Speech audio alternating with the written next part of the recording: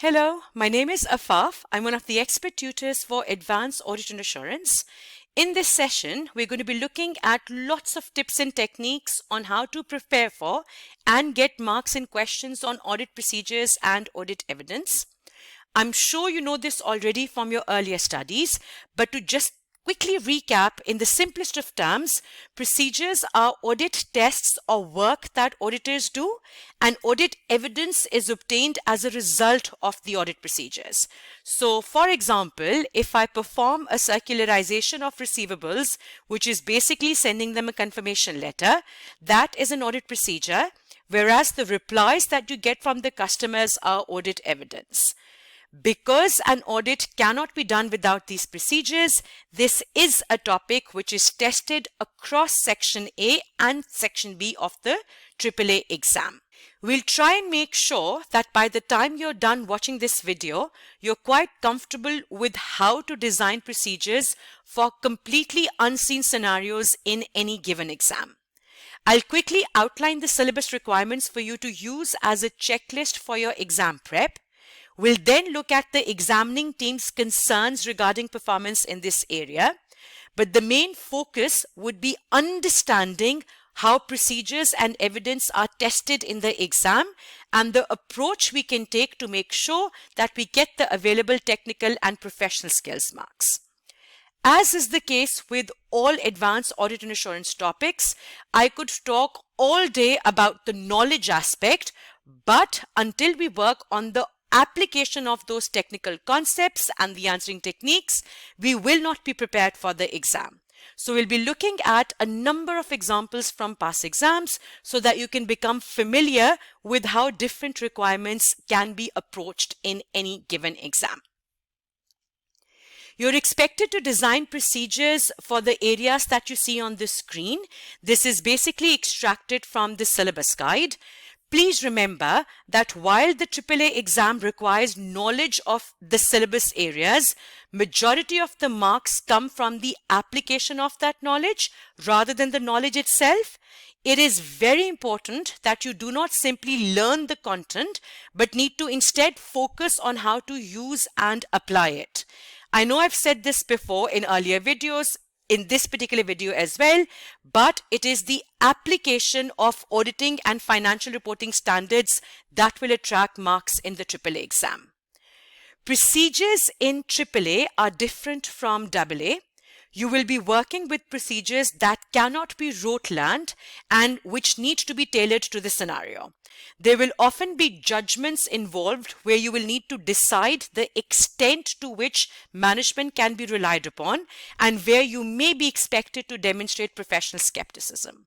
So instead of trying to learn a list of procedures for every occasion, you should aim at preparing for this topic through written practice. And of course, apply all the tips and techniques that we will talk about in this video.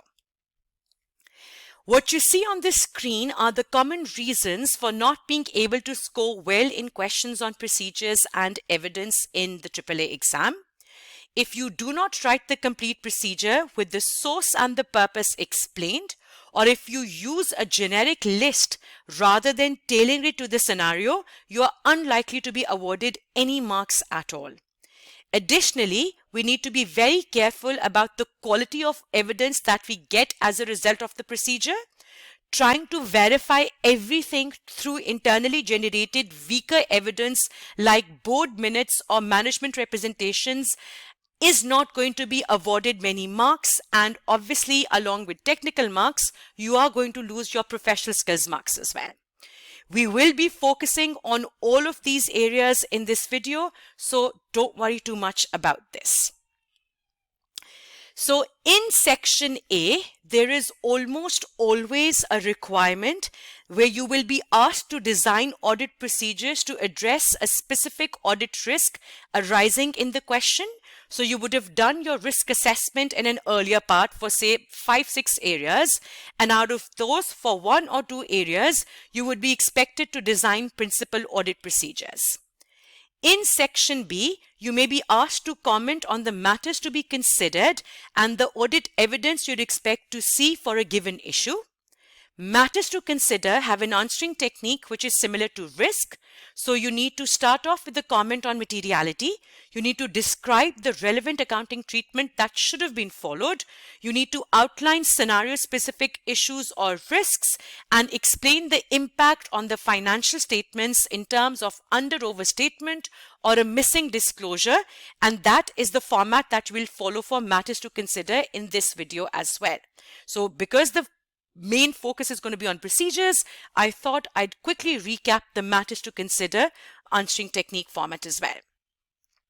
Now, also in section B, you may be asked to comment on whether sufficient and appropriate evidence has been obtained in respect of a given matter and to recommend further procedures that may need to be carried out.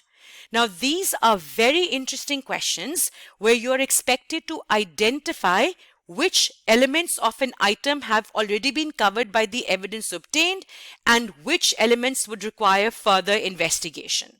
So, for example, if verbal evidence has been obtained from a director and has been relied upon, you will say this is weak evidence on its own because A, it's verbal rather than written, and B, because it isn't backed by better quality evidence. So that would be your comment on whether sufficient appropriate evidence has been gathered. You will then go on to explain further procedures that need to be done. Now, this requirement links back to your quality management questions, and therefore you will be expected to exercise professional skepticism. So keep that in mind as you attempt these questions. Finally, also in section B, which is your completion question, remember there's always a completion question there will often be an expectation to discuss the risky items arising from the audit performed and explain what evidence should be on file to see if the issue has been resolved. Now, this is similar to the matters to consider requirement that I spoke about earlier. The common factor in all of these requirements is after some discussion of the issue and the financial statement impact, you would be expected to either design audit procedures or outline the audit evidence that you would expect to see. As is the case with almost all AAA questions and topics, there isn't anything extra that you need to do to get the professional skills marks on questions in procedure. You get marks for writing procedures that are relevant. So, for example, if you're asked to design procedures for the classification of a new subsidiary, if you write procedures relevant to determining control, you'd automatically get the professional skills marks as well. Additionally, you get these marks for designing procedures which address issues related to judgment and management bias and focus on gathering better quality evidence like the one from third party. So if you're working on fair value, we know better quality evidence would be maybe using the work of an expert after checking all the relevant elements or looking at the market values, etc. So you'd be getting your technical marks for these procedures, and automatically you'd be getting some professional skills marks as well. A question that I'm often asked is, how should we handle scenario-specific procedures in a AAA exam? So most of the time you would have scenarios that you haven't seen before. Now, we know we can't learn lists, and we know we need to tailor our knowledge to the information given in the scenario. But particularly if you're someone who hasn't worked in audit, this can be a bit challenging. Now, this is what I would recommend. You should consider the accounting or the disclosure requirements of each scenario and explain how we can check if they are being met.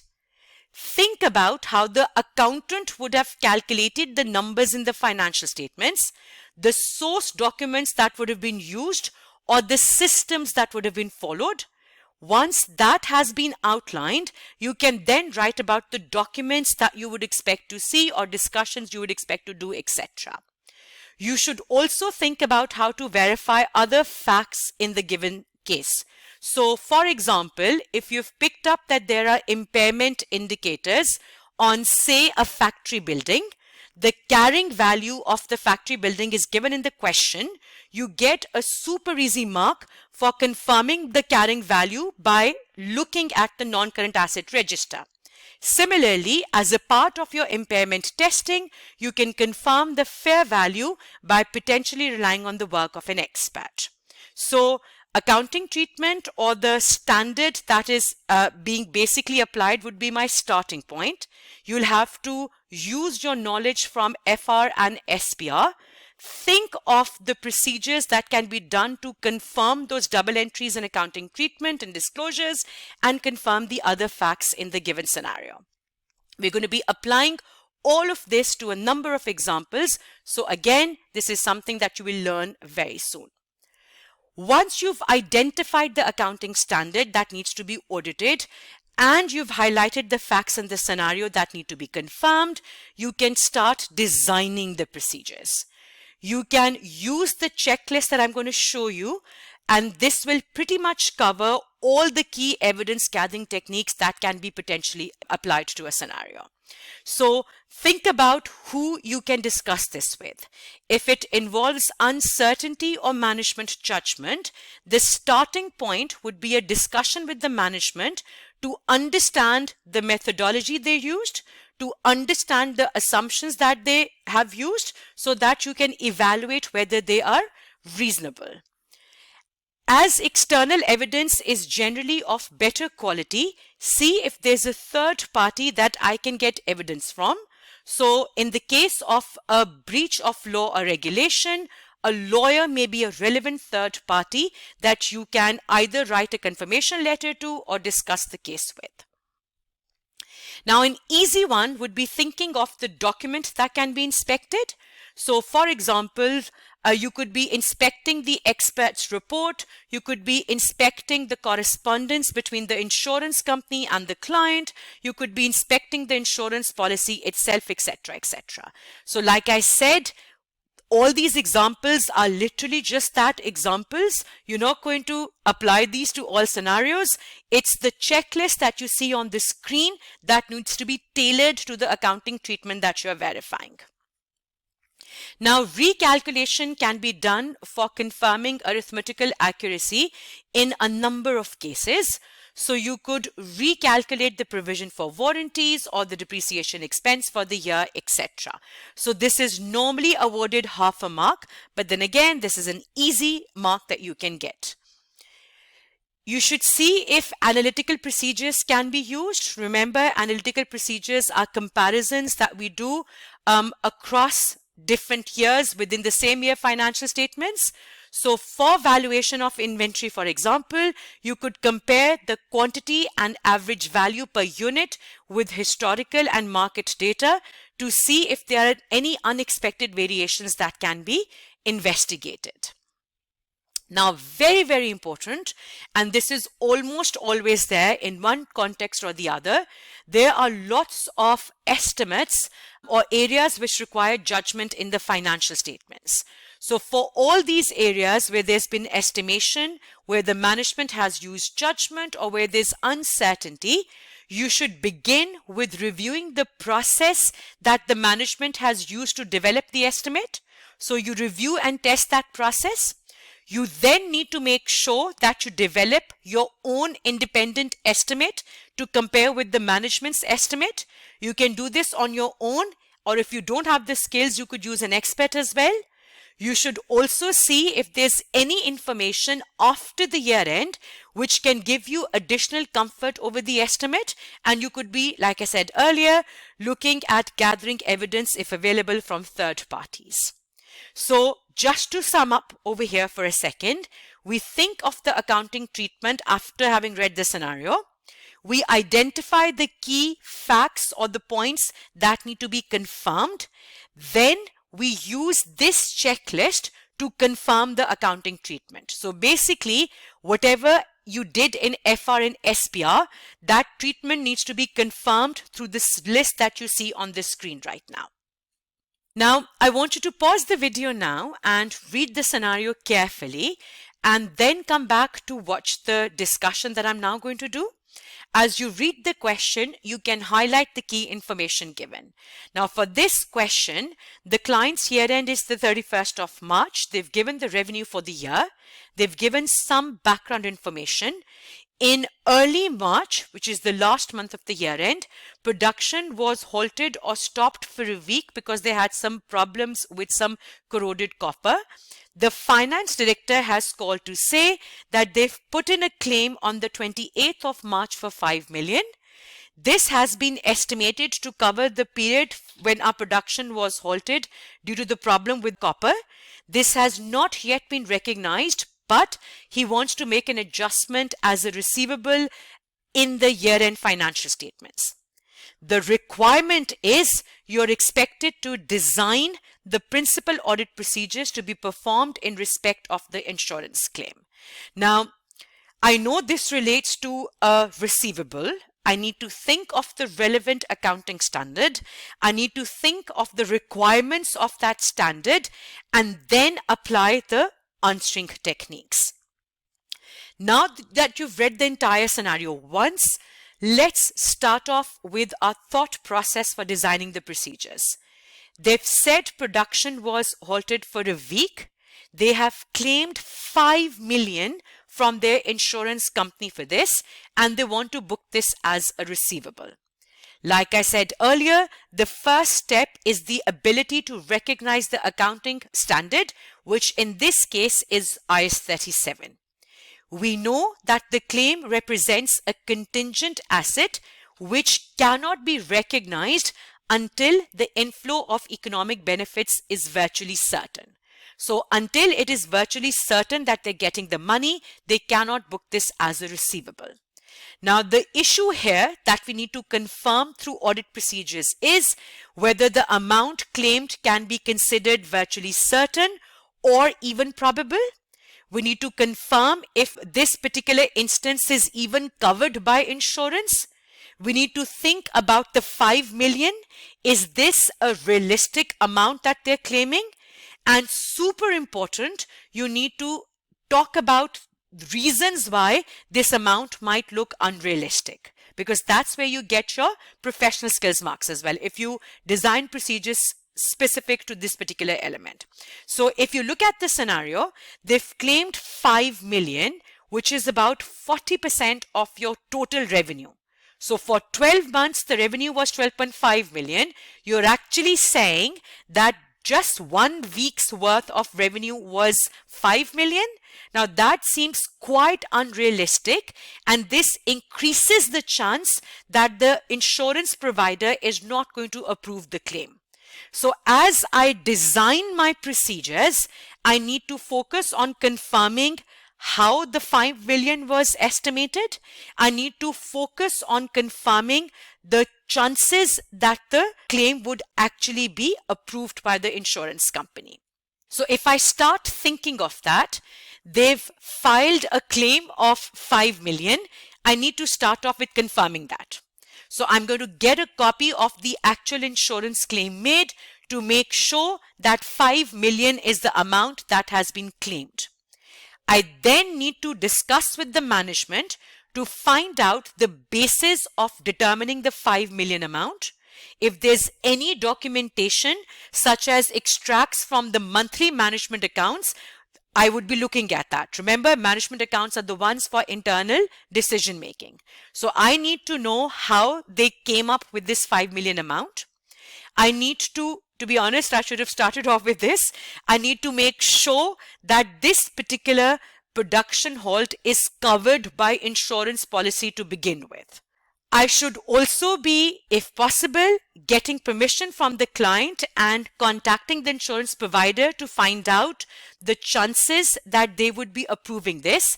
If possible, you could be getting a written confirmation about the likelihood of payment as well. It might not be very likely that the insurance provider will tell you before they tell the client, but again, it's third-party evidence, so you could be actually looking at this. Rather than a direct confirmation, you should also review the correspondence between the client and the insurance company to find out the probability and the amount. Correspondence is basically communication, right? So any letters, any emails that were exchanged between the client and the insurance provider, because that way you'd be able to evaluate whether it is virtually certain that they'd get the money and how much they'd be getting. And finally, another third party, again, better quality evidence. You could also contact the client's lawyers to find out if there are any legal repercussions because of the insurance claim. For example, if they've disputed the amount, is there anything that can be done in terms of the legal aspect?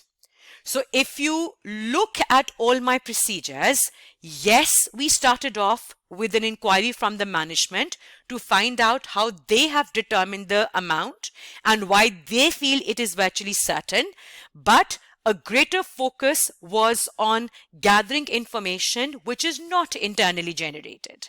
So we did try and look at correspondence with third parties, etc., etc. So this was a very short example of how you could start off by identifying the relevant accounting standard and then think of the procedures. We're going to be doing 3 more questions, so don't worry too much about this if you're still struggling with coming up with the procedures.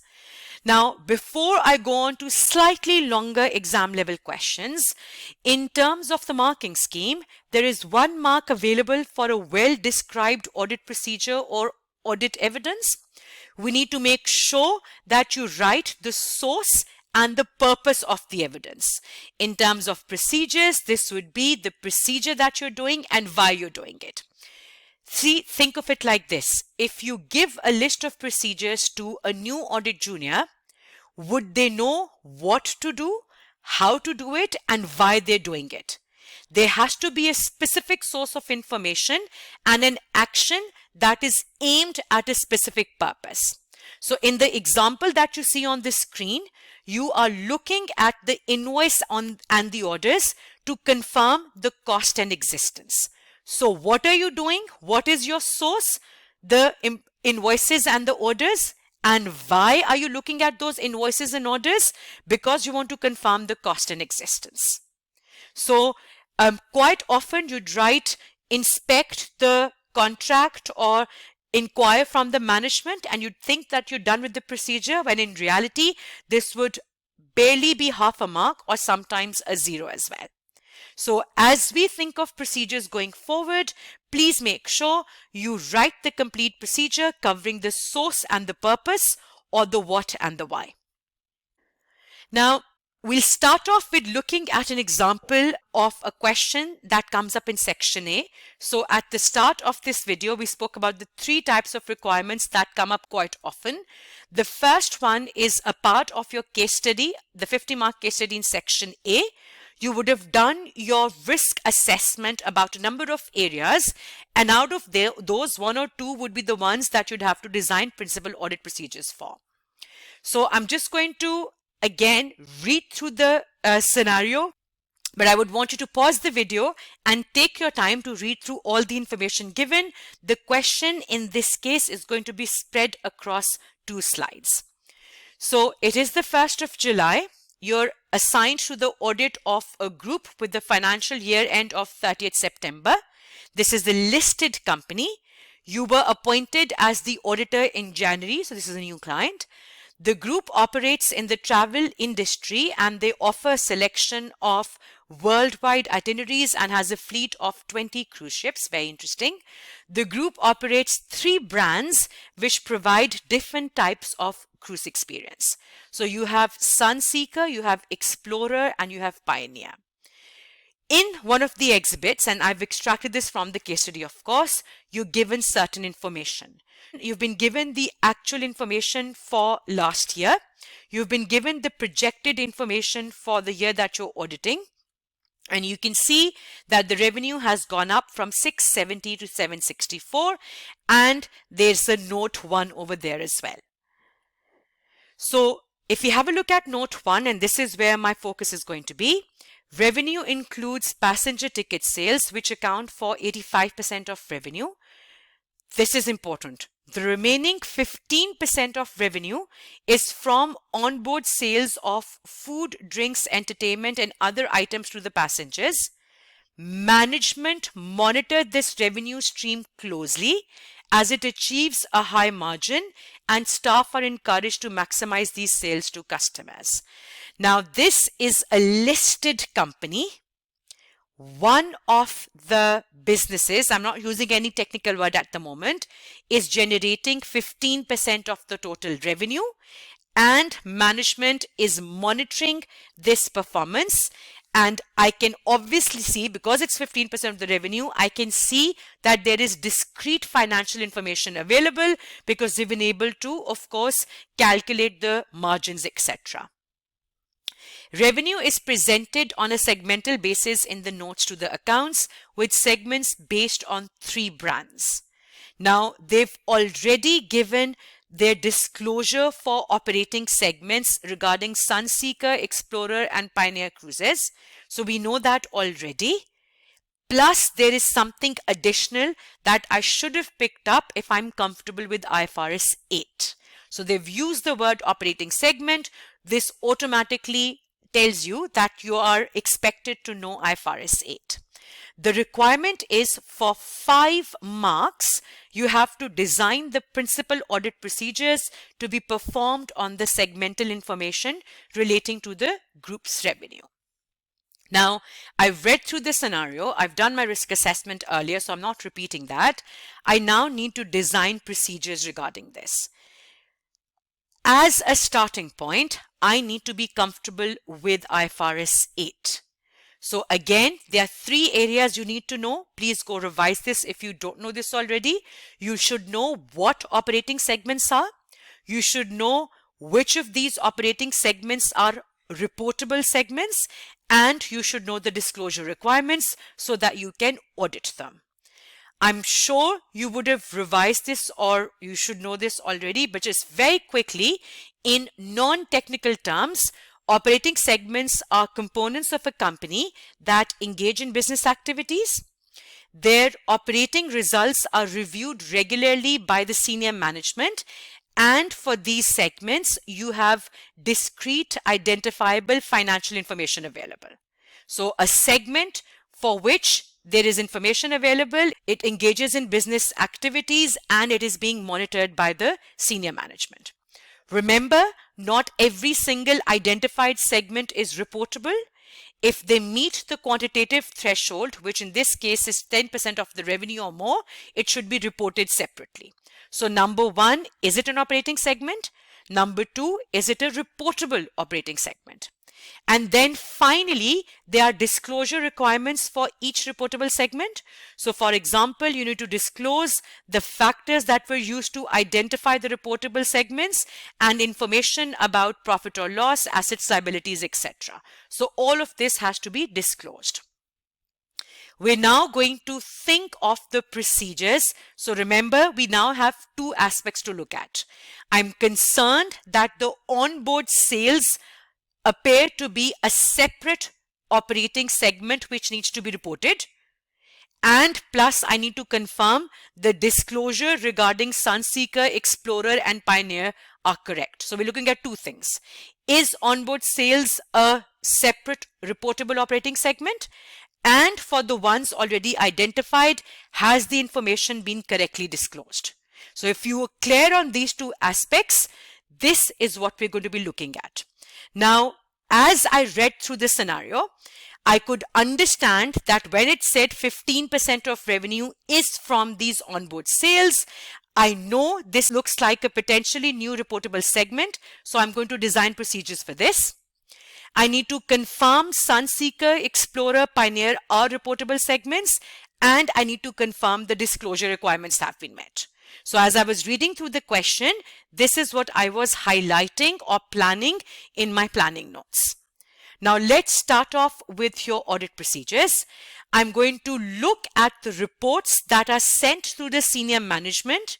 Why? Because I want to confirm the basis of segmental information so that I can ensure that the same basis is used in the financial statements. So reports to the senior management is my source, and the purpose is to confirm the basis of the segmental information.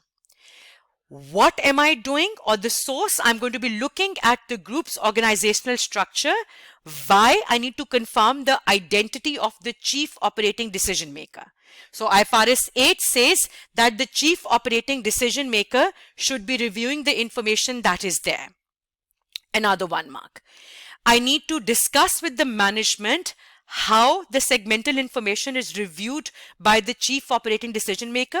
For example, is it through monthly financial reports? Is it through discussion at board meetings? So this time, see, if you simply write discuss with the management, that would be a 0.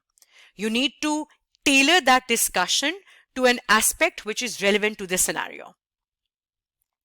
I could look at board minutes to confirm that the segments are disclosed on the basis of their performance being monitored.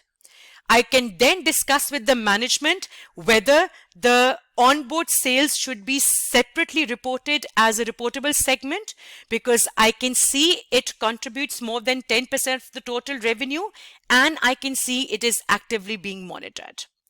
Now, for the 3 segments which are already there, I could get a breakdown of the revenue. For example, I could do this by cruise line or individual ship, and I need to confirm that revenue has been properly allocated between the segments. I can also carry out analytical procedures to see trends for each segment and discuss any unusual patterns with the management. So remember, within the 3 operating segments, they're given disclosures, they're given financial information. I need to make sure the information that is in there has been adequately and completely recorded. A simpler mark over here, you could recalculate the revenue totals to basically confirm that they are reportable segments, because this is, to be honest, the starting point of IFRS 8 anyway. So like you can see, if you were comfortable with your accounting knowledge, we would have identified the accounting problems. The first one was, is onboard sales a reportable segment? The second one was, is the information within the disclosures correct? And we designed procedures to cover those 2 areas. We're going to be looking at another example now. This is completely different. Now, in this example, you're going to be expected to consider the matters that have to be communicated to the management or discussed, and the audit evidence that you would be expecting to find. As before, if you could please pause the video for a while and read the question and then come back and listen to the debrief. Now, as I read through the question, it is the 1st of July, you're an audit manager. The fieldwork of your client's buyers for the year ended 31st March is nearly complete. So this is at the completion stage. This is an unlisted family-owned business. They've given the revenue figure. With comparatives, they've given the PBT and the total assets. Now, Buyers has an established standard warranty scheme in place for its retail customers, where the company will refund the amount within a 12-month period from the date of sale. Now, this is a standard warranty offered to all customers at no extra cost. They do not have any extended warranty schemes. At any point in time, there is a significant amount of uncertainty regarding the measurement of the provision, but the finance director and the finance department have previously estimated the provision at the year end based on a percentage of total sales, and this has been a reasonable basis as concluded by the audit team in the past. Now, this time around, the CEO has decided to become involved, so they're now going to be estimating the value of the provision. For the year end, the provision is 2.1 million, whereas last year it was 4.3 million. There have been discussions with the sales director. The audit team has noted that the range of customers or the nature of warranties have not changed significantly. Discussions with the customer services manager has not indicated any unusual levels of complaints. Now, as I read through the question, I'm going to show you how I've highlighted the points.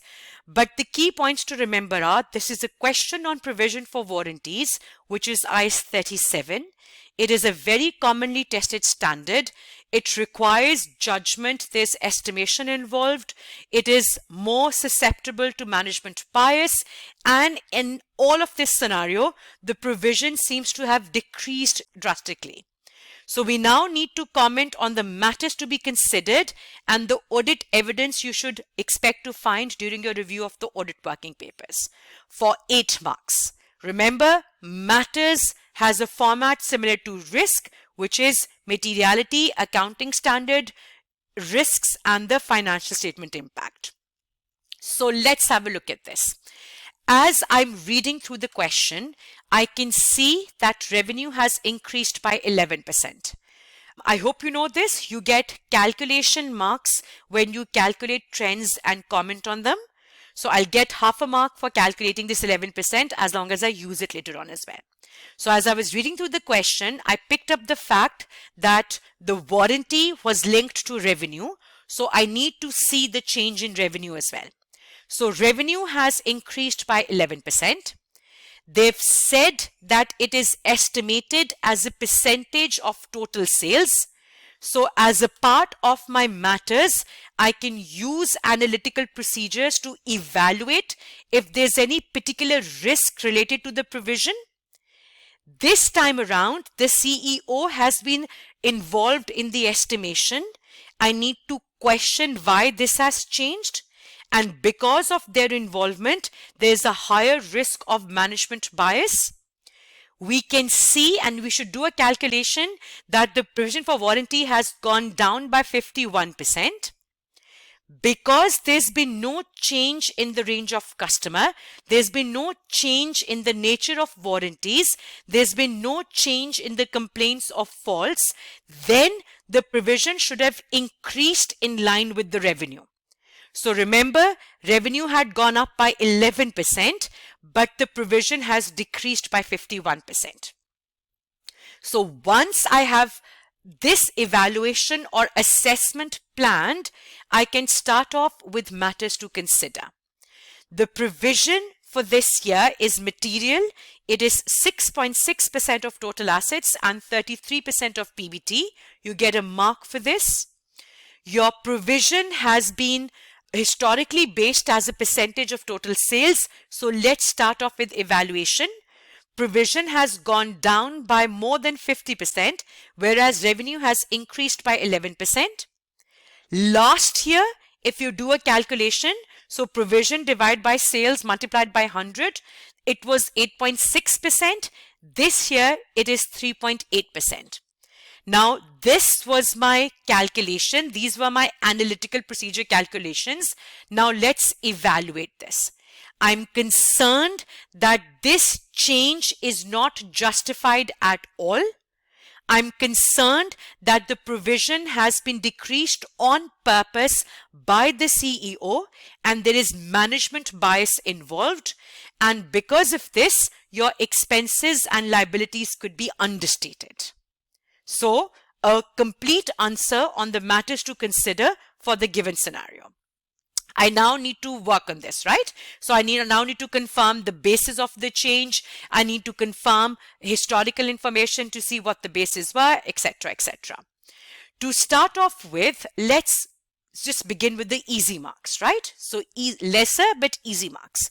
You should get a copy of the management's calculation of the provision and you should recalculate it to confirm its arithmetical accuracy.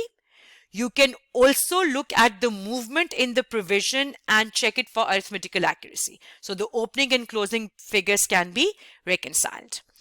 Now, again, I'm slowly moving up and building up my evidence in terms of better quality.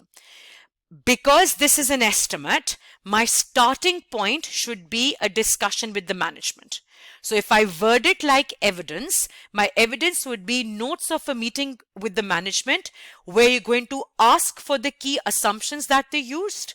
You're going to check those assumptions for reasonableness and match it to your own understanding of the client. So before I start my own independent estimation, etc., I first need to ask the management how they have come up with the reduced amount. Last year's provision should be matched with last year's actual claims. This way, you would be able to identify how accurate their provision was last year. So last year's estimation or provision should be compared with the actual claims that they had received, so you can see if they are able to determine that estimate accurately. So I'm building up my information. I started off with the calculation. I've asked the management how they did this calculation. I've done a comparison with last year. This audit cannot be completed without my own independent estimation.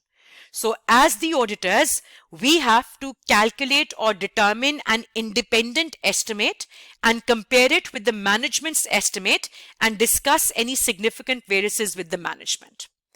Additionally, I could ask for product-wise quality control reports, because if they are getting better, then there might be a justification of fewer warranty claims. I should also be looking at meeting notes with the customer services manager where the levels of customer complaints were discussed. Again, you need to evaluate its impact on the warranty provision. So I'm trying to look for justification of why the provision might have decreased, because if I can't get any appropriate evidence regarding this, I'm going to ask them to adjust this. And finally, at the end of all of this, if I'm not still happy with the fact that there's no logical reason for provision going down, the auditor is going to request that an adjustment be made to increase the provision in line with the previous year's estimation method. So super easy 8 marks, some calculation marks, some professional skills marks by talking about materiality and management bias, and then some professional skills marks by making sure my procedures focus on the relevant evidence that I need to gather. We're going to look at another question, and you can of course take a break and pause as you watch this, because this is too much procedures in one go, but we've done 2 types of questions at the moment. We've done a Section A question, which is simply designing the principal audit procedures. We've done a Section B question on completion, where you have to discuss the matters that you need to consider and the audit evidence that you need to gather about a specific area. We're now going to look at a different and a slightly more technical version, which is where you'd be asked to comment on whether sufficient appropriate evidence has been gathered and recommend any further evidence that should be obtained. Again, if you could please pause the video and read through the scenario before you listen to what I say next. It is the 1st of July. This is an audit client with the financial year end of 31st of December, and it is also at the completion stage. This is not a listed group, and the materiality has been set at 400,000. Now, in questions where the materiality has already been given, please do not calculate your own materiality. You'll have to use this. You are looking at the audit working papers and have gathered the following information regarding work on trade receivable. Now, read this very carefully. I'm not giving you any hints at the moment. Receivables have been recognized 500,000. It's a specific customer, Hamlin Co. Procedures as at 31st December indicate that this balance is more than 6 months overdue for payment. In relation to this, the work that has been done is given on the screen. So the team has agreed the balance to the invoice and the customer order. They've had a discussion with the group credit controller, who has said that we're in discussions with Hamlin and we're quite confident that we'll get the money. And Hamlin was circularized, but no reply was received. Now, with regards to this information, which is basically on this entire screen, you have to comment on whether sufficient appropriate evidence has been received. So are you happy with the work that has been done? And you have to recommend what actions need to be taken, including any further audit evidence which should be obtained. So there are 2 parts to this question that you need to look at. Now, the trade receivable is a material balance for the group's financial statements, and currently there's insufficient evidence that has been gathered regarding this material area. So you could get a professional skill mark for saying that insufficient evidence has been gathered about a material area. I have huge concerns about this receivables recoverability. So this is your identification of the relevant accounting standard. So I'm concerned that this receivable might not be recoverable, and if it's still recorded as a receivable, this means my assets and profit would be overstated. So this, by the way, is my comment on whether sufficient appropriate evidence has been gathered. I've gotten 2 marks. Insufficient evidence regarding a material area, and if this is irrecoverable and has not been written off, then assets and profits might be overstated. Now let's critically evaluate each procedure that has been done or each evidence that has been gathered. When you check the invoice, a sales invoice or a customer order, it may confirm existence, it cannot confirm recoverability. That's my 3rd mark. So again, simply looking at the invoice and customer order is inappropriate evidence for confirming the recoverability of this receivable. So you can't, just because an invoice is there and an order is there, you can't tell whether they're going to give you the money or not. Discussion with the group credit controller is weak evidence because A, it is verbal, and B, it is internally generated. So you cannot rely on it on its own. That's my 4th mark. And yes, it's very good that you sent the confirmation letter, but even if they had replied and confirmed the balance, recoverability would not have been confirmed. Please remember this. This is increasingly becoming a favorite topic of the examining team. So when you send the receivable a confirmation letter, so think of it like this. Your friend owes you money. You send them a letter to confirm whether they owe you money. And they'll say, of course we do. We have to give you $100 million. But that does not confirm their intention to pay you that money, right? So they're confirming they exist. They're confirming they took that amount from you. But whether that amount is recoverable cannot be confirmed through that confirmation letter. So the 3 sources of evidence that they've gathered, the invoice and the order, meeting notes with the group credit controller, and the circularization, none of these would have basically confirmed recoverability. So I have 2 marks over here and 3 marks over here in terms of my comment on whether sufficient appropriate evidence has been gathered. So how can I then confirm recoverability?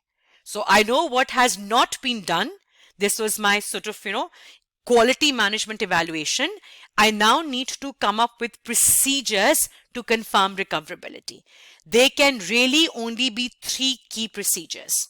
You can look for communication between the client and Hamlin to see if there's any indication that the debt is recoverable. You can do a basically internet search or public search to see if Hamlin has been declared bankrupt. Maybe they're just not operational anymore. You can also look at any post year-end cash receipts to date to see if any of the amount has been received from Hamlin. So really, these are the 3 strongest procedures that you can perform to confirm the recoverability. So we started off with sort of critically evaluating the evidence that was gathered or the work that was done. And then to sort of bridge that gap, we came up with the evidence that basically needed to be obtained. So with this, we are officially done with the different types of procedures that you could see. And again, we spent a lot of time on coming up with procedures that we can design for specific scenarios. Please remember, and these are the key takeaways, we cannot use vague phrases like perform analytical procedures. You'll have to explain what procedures are you performing, right? What is being compared with what information and how will it be investigated? You cannot write stuff like check relevant documentation. You have to mention the documentation. Is it the contract? Is it the invoice, and why? So the purpose has to be there as well. So the source and the purpose has to be there. Make sure you tailor your answer to the scenario. Use the checklist that I used at the start to confirm the accounting treatment.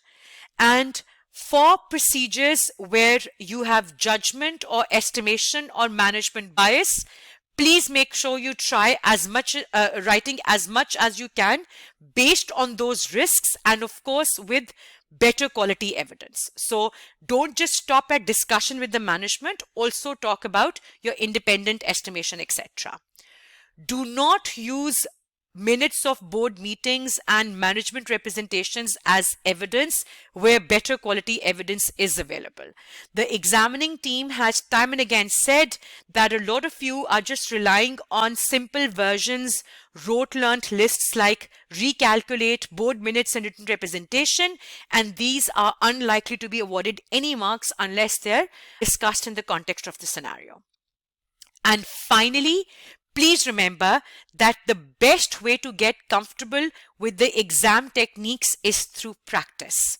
You need to attempt questions on your own so that you can use the scenario to provide a concise answer in the available time.